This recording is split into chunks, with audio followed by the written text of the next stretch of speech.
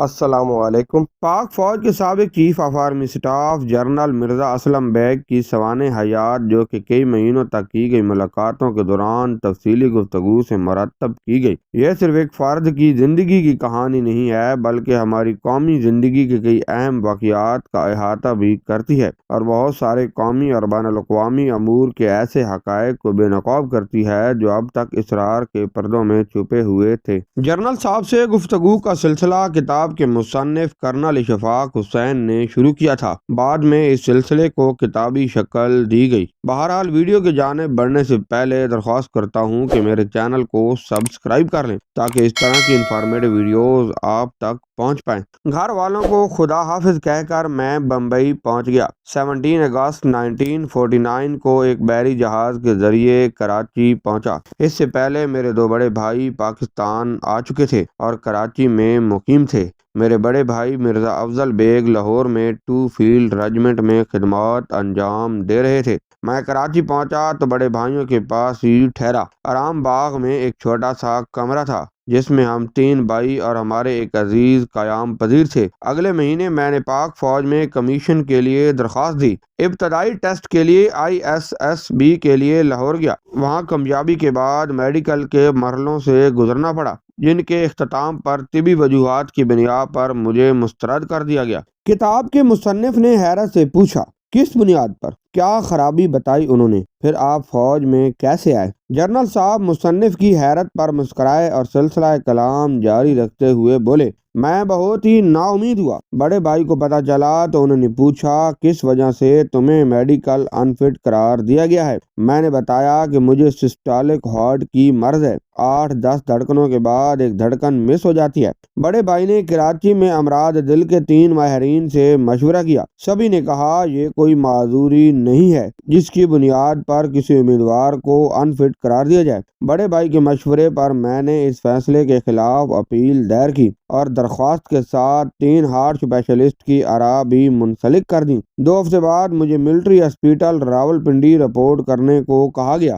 MH نے ایک medical board تشکیل دیا جس میں ایک کرنل اور ایک اور افسر شامل تھے۔ میں اس بورڈ کے سامنے پیش ہوا۔ بورڈ کے ارکان کچھ دیر تو میری فائل سامنے رکھے آپس میں مشورہ کرتے رہے، پھر مجھ سے سوال کیا، آپ کے دل کی 8ویں 10ویں دھڑکن غائب ہو جاتی ہے، یہ تکلیف کب سے ہے؟ میں نے کہا یہ تکلیف مجھے گزشتہ 5-6 مہینوں سے ہے۔ وہ کیسے؟ 5 مہینے پہلے جب میں اعظم گڑھ سے پاکستان کے لیے روانہ ہوا تو مجھے ماں باپ، رشتہ دار اور تمام گھر والوں کو چھوڑنا پڑا، اپنے دوست احباب اور ان ہزاروں ساتھیوں کو چھوڑنا پڑا جن کے ساتھ مل کر تحریک پاکستان کی جدوجہد میں حصہ لیا تھا، جو مجھے جان سے عزیز تھے، جن کے دلوں میں میں رہتا تھا۔ میرا خیال ہے ان سب کو چھوڑتے ہوئے میری کچھ دھڑکنیں انہی کے ساتھ رہ گئی ہیں۔ یہ سن کر کرنل صاحب کھڑے ہو گئے، مجھے گلے لگایا۔ ان کے جذبات دیکھ کر مجھے محسوس ہوا کہ شاید ان کے بھی دل کی کچھ دھڑکنیں پیچھے رہ گئی تھیں۔ انہوں نے مجھے میڈیکلی کلیئر کر دیا اور کہا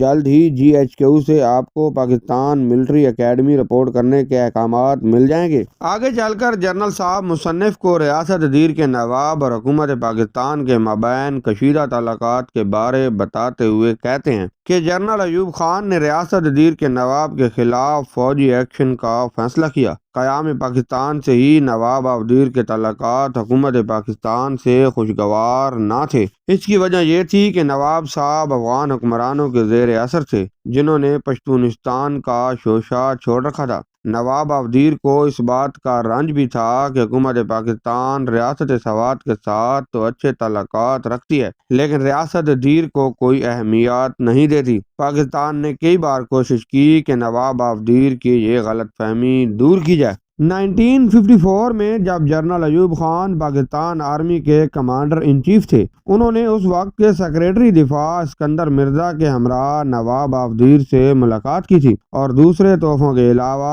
انہیں 403 رائفلیں بھی پیش کی تھیں، لیکن اس ملاقات کے بعد بھی نواب آف دیر کے رویے میں کوئی تبدیلی نہ آئی۔ 1960 میں یہ اطلاعات آئیں کہ نواب کے بیٹے خان آف جنڈال نے افغان حکومت کی ملی بھگت سے باجوڑ میں ایک افغان لشکر اکٹھا کر لیا ہے۔ بعض رپورٹوں کے مطابق اس لشکر کی تعداد 25,000 تھی۔ فوجی ایکشن کے لیے ایک کمپنی بذریعہ جہاز چترال بھیجی گئی۔ میجر اسلم بیگ کی کمپنی نے سڑک کے ذریعے پہنچنا تھا۔ جب ایکشن شروع ہوا تو نواب افدیر کی طرف سے کوئی مزاحمت نہیں ہوئی اور وہ خاموشی سے پاک فضائیہ کے ہیلی کاپٹر میں سوار ہو گئے۔ کرنل مٹھا ان کے ہمراہ تھے۔ نواب افدیر اور ان کے بیٹے خان آف جنڈال کو رسال پور لایا گیا اور بعد میں پتہ چلا کہ 25,000 کے لشکر جمع ہونے کی خبریں غلط تھیں۔ جنرل اسلم بیگ کا کہنا ہے کہ ہمیں اس کا تمغہ بھی ملا، لیکن میرا اندازہ ہے کہ غلط اطلاعات کی بنیاد پر یہ آپریشن کیا گیا،